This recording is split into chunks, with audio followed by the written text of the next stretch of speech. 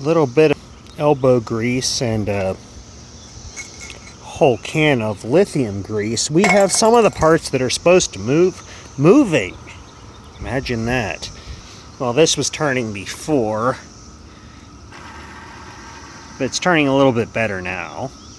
Still sounds like absolute crap, but I believe that is how it sounded when I put it on.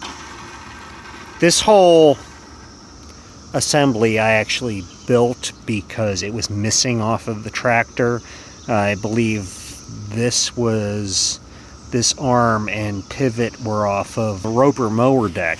And this arm here I fabricated out of some thin bar that was laying around. I kind of brazed it together with a MAP gas torch. I mean, I was like 12 or 13 at the time, I think. This assembly works backwards from how it's supposed to work. There's a small link right here. Keep in mind that there would be a belt going from here to the engine, and that would engage your implement via this pulley, and it would actually engage and attach on that side, on the opposite side, whether it is the mower deck or a snow blower or whatever else was offered. I think they also had sickle bar mowers. I believe the off position was supposed to be up and on was supposed to be down.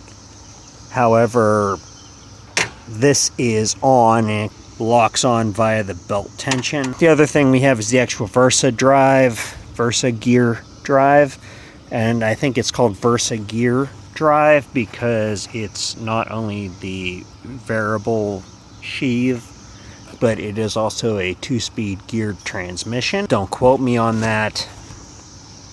I believe it's in neutral right now, hopefully, because I've been pulling it around. This does turn when I squirted grease in all the fittings except for the two on the link here, which those are at an odd angle, and I think that's just why I couldn't get it. But as I squirted grease in, old grease and water came out of every joint on everything. So the front axle, the Versa drive system, everything else. So that's not a good sign. The chain is not seized up too, so that is always a plus. Again, as far as the variable sheave goes, that's going to have to wait until we have power to it, because it relies on pulling on this belt here to shrink this pulley and grow this one as the assembly moves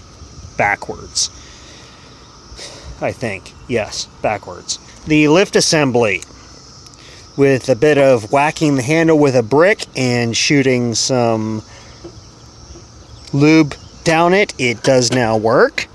And contrary to what I had stated before, the assist spring is on there, so it is quite difficult to push forward, and it does come back up quite easily by pushing the button, and it just goes up versus pushing it forward, which would be down. Okay. Versa drive. So this button is now freed up somewhat, but part of the issue with that is this is supposed to have a roll pin in it. It just has a self-tapping screw. Again, I was like 14, and that is what I had available to repair it. Anyway, that works. Well, it moves. You drop it back to here.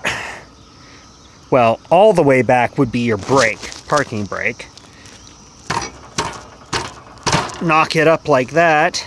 That should be neutral. As you push it down, move it forward, that goes faster.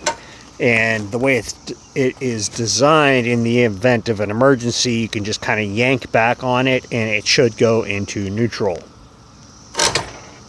or park. So the throttle cable, that seems to be fairly freed up. Or not. I was trying to free it up, and the actual steel cable, well, not cable, steel rod inside snapped off.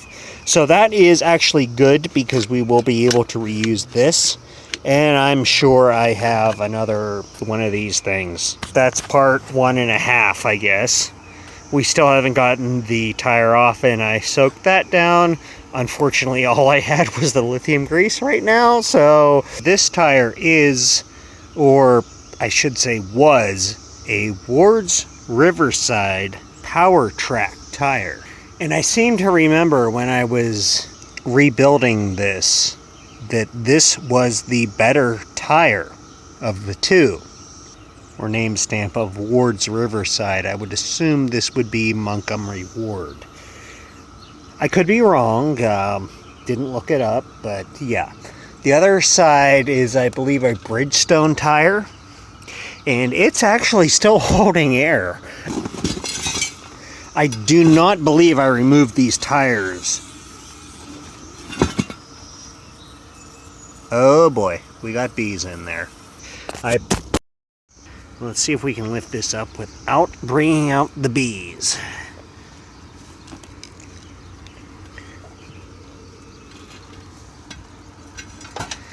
Okay. So that brings a whole new term to breaking the bead on a tire. A vintage tire, too far gone to save. We're gonna see if we can get that rim cleaned up and get our new tire on and see how that fits. I did a little bit to try to clean the wheel up. I've actually been looking online to see if I could find replacement wheels, but I have not. I've found 4x6 wheels. I have found 4x12, I should say, 4x12 wheels. I found 8x12 wheels, 7.5x12 wheels. The larger wheels don't have the correct offset, so, and the smaller wheel is too narrow. This is a 6x12, 6-inch wide wheel. We're going to try to clean it up doing some electrolysis. I've got a 30-gallon trash can here filled with water, some washing soda, a chunk of steel my neighbor gave me, and the wheel. These wheels are pretty bad. I didn't get a video of the close-ups, but I actually had to chip chunks of rust off of them that were more akin to welding slag than rust. So that was all around the bead area of the wheel. Thankfully, these are tube-type tires. We'll let this go. Probably overnight, probably till tomorrow, who knows. See what happens.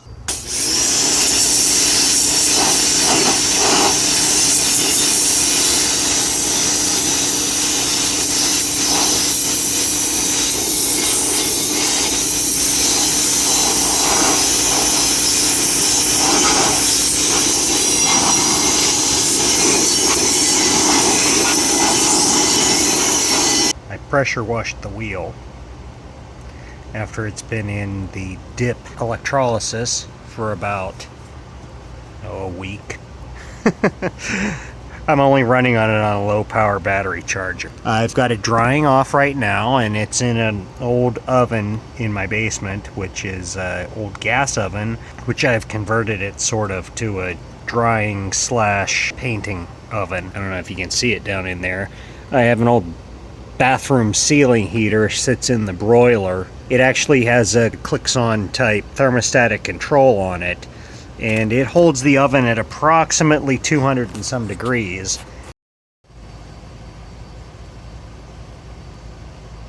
Well, if anybody can do me a favor, it will be if I ever decide to mount a 6-ply agricultural grade tire on a 12-inch rim with a manual tire thing from Harbor Freight. Get me checked into a mental hospital before I start to partake the process. Yeah, this was a pain in the... I still have one more to do. Unfortunately, the rim came out perfect, and I trashed the paint trying to get the tire on. I'm not going to have to modify the fender mountings, which I was afraid of because it is a taller profile tire. It looks pretty good on there, and it will give me a little bit more ground clearance when I get the mower mounted. Hopefully it clears the mower. If not, there should be enough leeway to shift the mower deck forward. Progress is being made. The seat is in the tank right now, so seat will be the next to be painted. Other tire will have to go on at some point. Before I even start on the other tire, I'm probably going to bring the engine out and see if we can get the sucker actually to run and move under its own power. Thanks for watching.